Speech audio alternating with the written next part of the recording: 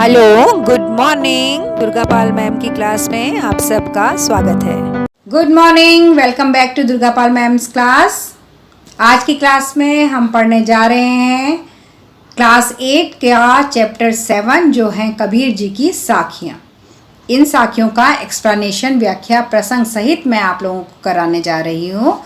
अगर क्लास को आप ध्यान से सुनते हैं तो आपको बहुत अच्छे से ये कबीर की साखियों का एक्सप्लेनेशन, व्याख्या समझ में आ जाएगा, जो आपके यूनिट टेस्ट में और आपके एग्जाम्स में बहुत मददगार होगा आपके लिए। इसलिए क्लास को ध्यान से सुनिएगा, क्लास बीच में से बंक मत कीजिएगा, ताकि सारी की सारी साखियाँ आप समझ जाएं और इसके बाद क्वेश्चन आंसर्स आप खुद से कर पाएँ। तब आपको कोई भी वीडियो देखने की ज़रूरत नहीं पड़ेगी। अब हम शुरू करते हैं क्लास को, और इससे पहले आपको क्या करना है सबको पता है ना। लाइक का बटन दबा करके अपनी अपनी अटेंडेंस लगा दीजिए। पहली साखी है, जाति न पूछो साध की, पूछ लीजिए ज्ञान, मोल करो तलवार का, पड़ा रहने दो म्यान। इसमें कबीरदास जी कहते हैं कि हमें सज्जन पुरुष से, अच्छे लोगों से, साध लिखा ना यहाँ पर, जात न पूछो साध की, यानी कि अच्छे लोगों से हमें उसकी जाति नहीं पूछनी चाहिए। पूछ लीजिए ज्ञान, हमें उनका ज्ञान पूछना चाहिए कि अच्छे लोगों में कितना ज्ञान है, हमें उसका आदर करना चाहिए, सम्मान करना चाहिए, उनके ज्ञान का पता लगाना चाहिए, उनकी जाति का पता नहीं लगाना चाहिए। क्यों? क्योंकि मोल करो तलवार का, क्योंकि जब हम तलवार खरीदने जाते हैं तो हम तलवार का दाम पूछते हैं ना, तलवार की कीमत पूछते हैं। पड़े रहने दो म्यान, और जो मयान होती है जिसमें तलवार को डाला जाता है, तलवार का जो कवर होता है जिसके अंदर वो जाती है तलवार, उसका दाम तो हम कभी नहीं पूछते हैं, हम सिर्फ तलवार का कीमत लगाते हैं। इसी प्रकार से हमें सज्जन पुरुष से उसकी जाति नहीं पूछनी चाहिए, बल्कि हमें उसका ज्ञान देखना चाहिए। यानी मनुष्य को उसकी जाति के आधार पर नहीं, बल्कि उसके ज्ञान के आधार पर परखना चाहिए। क्योंकि जब हम तलवार खरीदने जाते हैं तो हम तलवार की कीमत देखते हैं, उसकी मयान की कीमत नहीं देखते हैं। आया समझ में? चलिए अब आगे चलते हैं। अगली साखी है, आवत गारी एक है, उल्टत होई अनेक, कह कबीर नहीं उल्टिए, वही एक की एक। कबीर जी ने बहुत बढ़िया बात कही है इस साखी में। इसमें कबीर जी कहते हैं कि जब हमें कोई गाली देता है तब तो वो एक ही होती है ना, एक गाली देता है, वो उसने दी हमें गाली, हमने सुन लिया चुपचाप, हमने कोई जवाब नहीं दिया, तो गाली एक की एक ही रह गई। लेकिन अगर हमने उसे पलट कर जवाब दे दिया तो कितनी गालियाँ हो गई? एक उसने दी, एक हमने दी, 2 गाली हो गई ना। तो इस तरह से गालियाँ बढ़ती जाएंगी और अनेक गालियाँ हो जाएंगी।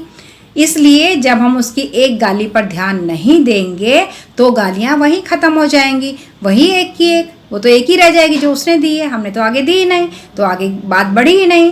तो कबीर जी क्या कह रहे हैं इसके अंदर कि आवत गारी एक है। अगर गाली हमारे पास आती है, बुरी बात हमारे पास आती है, किसी ने हमें गलत बात कह दी है, किसी ने हमें गाली दी है, किसी ने हमें बुरा भला कहा है, तो वो एक है, सिर्फ एक है, उसने कहा है, हमने कोई जवाब नहीं दिया।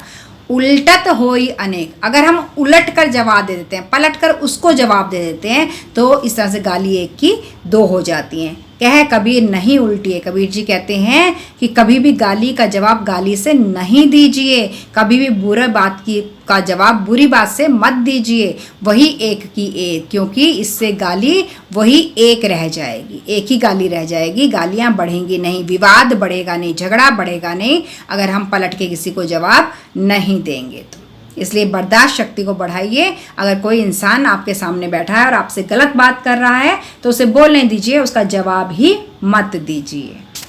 अगली साखी है, माला तो कर में फिरे, जीभी करे फिरे मुख माही, मनवा तो दहू दिसी फिरे, यह तो सुमिरन नाही। माला तो कर में फिरे, माला किस में फिरती है? कर में, यानी हाथ में, कर यानी हाथ, माला तो कर में फिरे, माला हमारे हाथ में फिरती है। माला मतलब कौन सी माला बच्चों? जो भगवान जी के मंदिर में बैठ के, कई आपने देखा होगा ना, साधु महात्मा राम राम राम कहते हैं, एक मनकों की माला होती है उनके पास, और एक मोती इधर कर दिया राम, एक मोती कर दिया फिर राम, फिर राम, फिर हम, ऐसे मोती को सरकाते रहते हैं।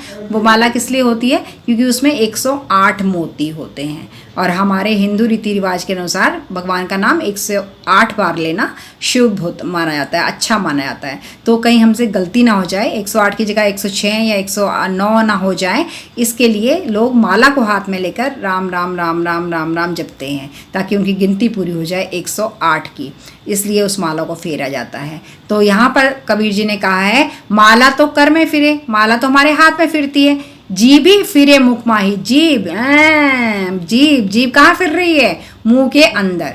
जीभी फिरे मुख माही, सबके मुंह के अंदर जीभ होती है, वो घूमती रहती है। माला हमारे हाथ में घूमती है लेकिन जीभ हमारे मुंह के अंदर घूमती है। मनवा तो दहु दिशी फिरे, और हमारा मन कहाँ फिरता है? 10 दिशाओं में। 10 दिशाएं कहाँ हैं बच्चों? हमने तो 4 ही देखी हैं भाई, पूरब पश्चिम उत्तर दक्षिण 4 ही तो देखी हैं। बाकी 10 और 6 दिशाएं कहाँ से आएंगी जानते हैं आप? देखिए, पूरब पश्चिम उत्तर दक्षिण, इन 4 दिशाओं के बीच वाले जो कोने होते हैं वो भी 4 दिशाएं होती हैं। तो 4 और 4 8 हो गई, और 2 दिशाएं जो बची वो है ऊपर और नीचे, वो भी 2 दिशाएं मानी गई हैं। तो इस तरह से 10 दिशाएं हो गई। मनवा तो दहु दिशी फिरे, हमारा जो मन है वो तो 10 दिशाओं में फिरता है। यह तो सुमिरन नाही, तो ऐसे करके तो हम भगवान को सुमिरन मतलब याद करना नहीं कर सकते हैं, है ना। जब हम मंदिर में बैठते हैं तो क्या होता है कि हमारे हाथ में तो माला चलती रहती है और मुंह में जीभ चलती रहती है, लेकिन हमारा मन पूरी दुनिया में घूम आता है कि अरे वहाँ जाना था, आज उसकी शादी थी, वहाँ जाना था, ये करना था, वो करना था। माला फिरती रहेगी मंदिर में बैठ करके, राम राम राम की, मुंह से राम राम चल रहा है, हाथ से माला चल रही है, लेकिन मन पूरी दुनिया में विचरण कर रहा है। तो ये तो भैया भगवान को याद करना नहीं हुआ, ये तो भगवान की भक्ति नहीं हुई, ये तो गलत बात हो गई। यही कबीर जी ने यहाँ कहा है। इस साखी में कबीर जी कहते हैं कि माला को हाथ में लेकर मनुष्य मन को घुमाता है, जीभ मुंह के अंदर घूमती रहती है, लेकिन मनुष्य का जो चंचल मन है वो सभी दिशाओं में घूमता है। मानव का मन तो गतिशील है, एक जगह पे टिकता ही नहीं है, तो घूमता रहता है, जो बिना विचार के भी इधर उधर घूमता ही रहता है। परंतु भगवान का नाम ऐसे नहीं लिया जाता। जब तक आपका मन स्थिर ना हो, जब तक आपके मन में भगवान ना बस जाए, तब तक भगवान का नाम लेना बेकार है। आप भी करते होंगे ना बेटा, सुबह भगवान का नाम लेकर के स्कूल के लिए निकलते होंगे, एग्जाम वाले दिन स्पेशली भगवान से मिलने जाते होंगे, तो इसे भगवान से मिलना नहीं कहते हैं, इसे भगवान का नाम लेना नहीं कहते हैं। जब तक हम दिल से भगवान को याद ना करें, हम सिर्फ हाथ जोड़ के हे राम कह दें, तो भगवान तक हमारी गुड मॉर्निंग नहीं पहुँचेगी। हमें मन से भगवान को याद करना है, तभी हमारी बात भगवान के पास तक पहुंचती है। तो इसका मतलब है जब भी हम अपने घर के मंदिर में बैठे पूजा करने के लिए, हनुमान चालीसा पढ़ने के लिए, तब आपको अपना मन भी वहीं रखना है। ये नहीं करना कि मन में तो दोपहर की बातें याद आ रही हैं जो स्कूल में मस्ती की थी दोस्तों के साथ, मन में वो बातें याद नहीं करनी है। मन में भगवान की मूरत को याद करना है, आंखें बंद करके भगवान की सूरत, भगवान की मूर्ति, उसको देखना है। हनुमान चालीसा पढ़नी है जब आपके बंद आंखों के अंदर भगवान की मूर्ति हो। अगली साखी है, कबीर घास ना निंदिए जो पाँव तली होई, उड़ी पड़े जब आंख में खरी दुहेली होई। बहुत बढ़िया ज्ञान की बात कह दी कबीर जी ने इस साखी के अंदर कि कबीर घास ना निंदिए। कबीर जी कहते हैं कि हमें कभी घास की निंदा भी नहीं करनी चाहिए। निंदिए मतलब घास की बुराई भी हमें कभी नहीं करनी चाहिए। घास होती क्या है? पैरों के नीचे आती है, हम रौंदते रहते हैं, पैर रख रख के उसके ऊपर चलते हैं, तोड़ देते हैं, फेंक देते हैं। घास को हम कुछ नहीं समझते हैं, लेकिन कबीर जी कहते हैं हमें उसकी भी बुराई नहीं करनी चाहिए। अरे ये तो घास है, ये हमारा क्या कर लेगी, ऐसा कभी नहीं सोचना चाहिए। जो पाँव तली होई, जो हमारे पैर के नीचे घास होती है ना, उसकी भी बुराई कभी नहीं करनी चाहिए। उड़ी पड़े जब आँख में, क्योंकि जब वही घास हम उड़ करके हमारी आँख में पड़ जाएगी ना, तो खरी दुहेली होई, तो बहुत बुरी तरह से दुखेगी। खरी बहुत बुरी तरह से दुखेगी वो आँख हमारी, अगर तिनका पड़ गया आँख में तो। इसलिए कभी भी जिंदगी में किसी को भी, किसी तुच्छ से तुच्छ व्यक्ति को, किसी छोटे से छोटे व्यक्ति को भी छोटा नहीं समझना चाहिए। कौन कब हमें परेशान कर सकता है हम नहीं जानते हैं। तो कबीर जी कहते हैं कि हमें कभी घास को छोटा समझकर उसे पैर के नीचे रौंदना नहीं चाहिए, दबाना नहीं चाहिए, क्योंकि जब घास का एक छोटा सा तिनका भी हमारी आंख में गिर जाता है तो वो बहुत दुख देता है। अर्थात हमें छोटा समझकर किसी पर अत्याचार नहीं करना चाहिए कि ये हमारा क्या कर लेगा, इसको तो मारो पीटो, इसको फेंको, इसकी बुराई करो या इसको प्रताड़ित करो या इसको दुखी करो, ऐसा कभी नहीं समझना चाहिए। जब उसका समय आएगा ना तो वो ऐसी पलटी मारेगा कि फिर हमारा जीना मुश्किल हो जाएगा। इसलिए जीवन में जो भी व्यक्ति हमारे संपर्क में आते हैं सबको बराबर का मानना चाहिए, चाहे किसी के पास पैसा कम है चाहे ज़्यादा है, चाहे पढ़ा लिखा ज़्यादा है चाहे पढ़ा लिखा कम है, हर इंसान को पूरा सम्मान देना चाहिए। किसी को भी छोटा समझकर पैर के नीचे रौंदने की कोशिश नहीं करनी चाहिए। इस चैप्टर की अंतिम साखी है, जग में बैरी कोई नहीं जो मन शीतल होए, या आपा को डारी दे दया करे सब कोई। इस साखी के अंदर कबीर दास जी कहते हैं कि मनुष्य का मन अगर शांत है तो संसार में कोई शत्रु है ही नहीं। जग में बैरी कोई नहीं, जग मतलब संसार, बैरी मतलब शत्रु, संसार में कोई अपना शत्रु नहीं है। जो मन शीतल हो, अगर हमारा मन शीतल है तो, या आपा को डारी दे दया करे सब कोई। यदि सभी मनुष्य अपने आपा को, स्वार्थ को, अपने घमंड को डारी दे, डारी दे मतलब त्याग दें, छोड़ दें, अपने घमंड को छोड़ दें, तो सभी दया करे सब कोई, तो सभी के सभी दयावान हो जाएंगे। हम कहते हैं ना कि उसको तो दया ही नहीं आती, बिल्कुल बड़ा निष्ठुर है, बड़ा बेकार है, वो तो हमारा दुश्मन है। कोई दुश्मन नहीं है। अगर हम अपने मन से अपना घमंड मिटा दें, अगर हम अपना स्वार्थ त्याग दें, तो फिर सारा संसार हमारा प्रेमी है, उन सारे संसार के अंदर दया है, कोई भी हमारा शत्रु नहीं है। जग में बैरी कोई नहीं जो मन शीतल होए, या आपा को डारी दे दया करे सब कोई। कबीर जी कहते हैं कि मनुष्य का मन अगर शांत है तो संसार में कोई भी शत्रु नहीं हो सकता।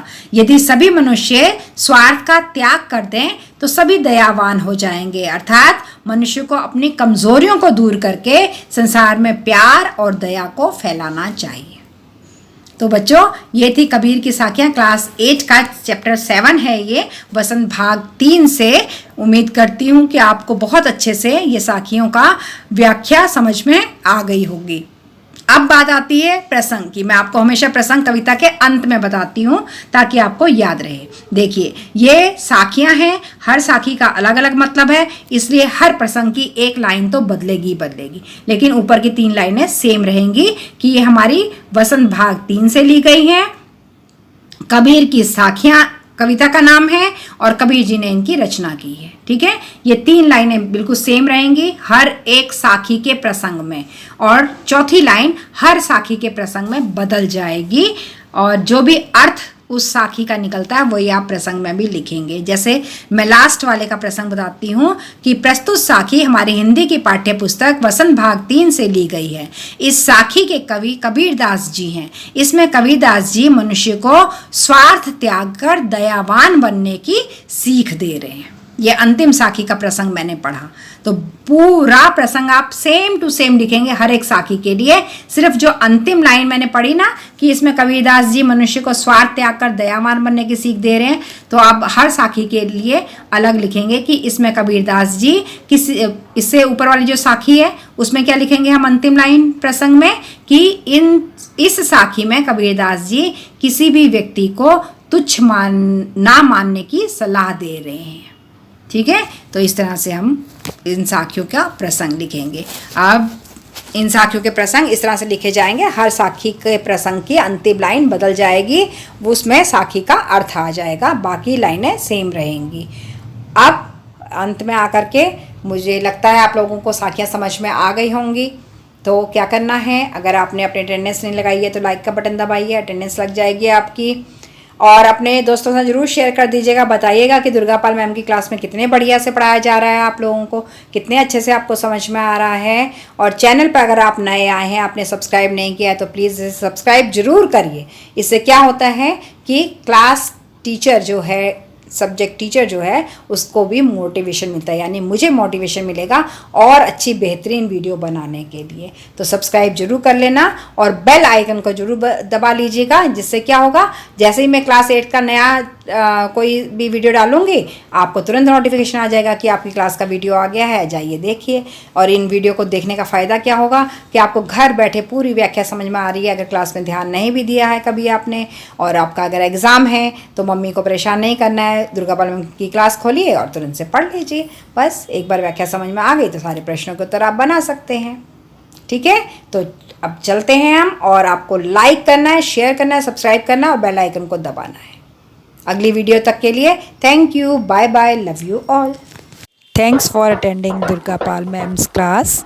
Please like, share, subscribe and don't forget to leave a lovely comment. Thank you.